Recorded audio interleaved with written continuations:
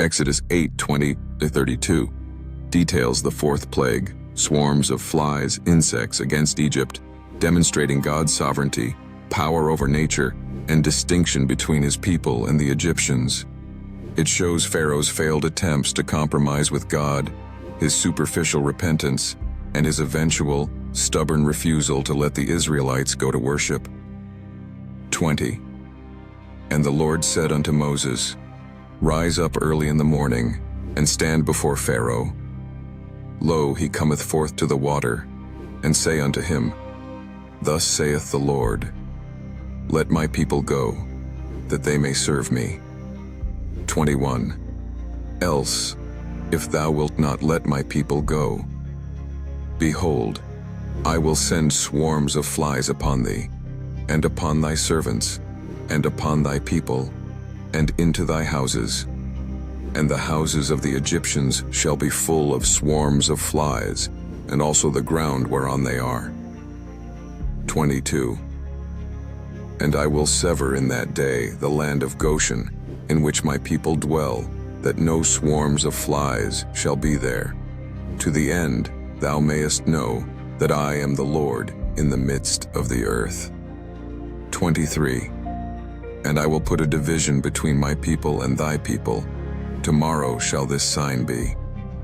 24.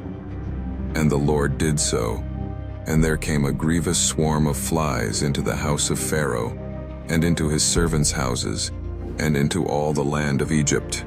The land was corrupted by reason of the swarm of flies. 25. And Pharaoh called for Moses and for Aaron, and said, Go ye, sacrifice to your God in the land. 26. And Moses said, It is not meet so to do, for we shall sacrifice the abomination of the Egyptians to the Lord our God. Lo, shall we sacrifice the abomination of the Egyptians before their eyes, and will they not stone us? 27. We will go 3 days' journey into the wilderness, and sacrifice to the Lord our God, as he shall command us. 28. And Pharaoh said, I will let you go, that ye may sacrifice to the Lord your God in the wilderness. Only ye shall not go very far away. Entreat for me. 29. And Moses said, Behold, I go out from thee, and I will entreat the Lord that the swarms of flies may depart from Pharaoh, from his servants, and from his people tomorrow. But let not Pharaoh deal deceitfully any more in not letting the people go to sacrifice to the Lord. 30. And Moses went out from Pharaoh and entreated the Lord. 31.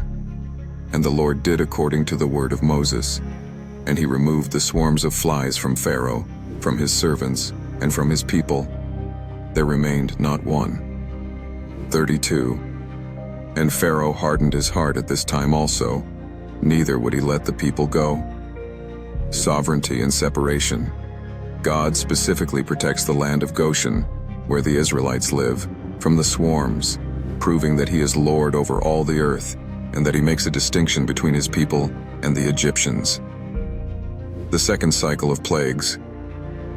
This plague begins a new cycle, 4th, 5th, 6th, and unlike the third plague, lice, it is accompanied by a direct warning to Pharaoh. Failed compromises. Pharaoh attempts to negotiate with Moses, telling them to sacrifice to God within the land. 8:25.